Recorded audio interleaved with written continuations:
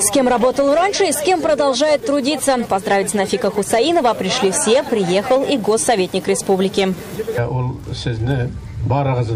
Он любит, уважает и пенсионеров, и молодых, и рабочих. Он хороший руководитель, умеет работать с людьми, любит всех. Сам Нафик Хусаинов скромничает. На свой 60-летний юбилей сам захотел сделать подарок односельчанам – новый парк. Деньги на него он заранее попросил у президента республики. Говорит, главная награда в его жизни – люди, с которыми работает.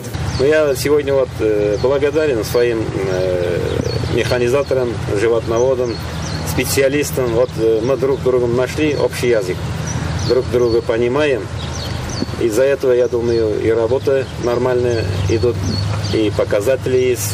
От простого рабочего до бригадира, а потом и председателя. Нафик Хусаинов работать начал сразу после школы. В родном кооперативе 35 лет, 28 из них руководителем. За трудолюбие, профессионализм, внимание и помощь в любой ситуации его ценят и уважают и односельчане, и коллеги. Наш легендарный руководитель, которым мы гордимся, он 28 лет проработал директором одного хозяйства имени Вахитова, одного из хозяйств нашего района. И он сегодня показывает колоссальные результаты не только у нас в районе, и по всей Российской Федерации. Нафик уважаемый человек, он много сделал на этой деревне, и колхоз сохранил. Благодаря ему деревня у нас хороший, строится, хорошо живет. Он у нас такой строгий, но если не быть строгим, невозможно руководить каким хозяйством. Он у нас отличный.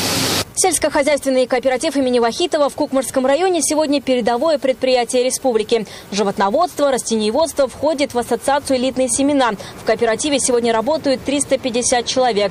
Все по европейским технологиям.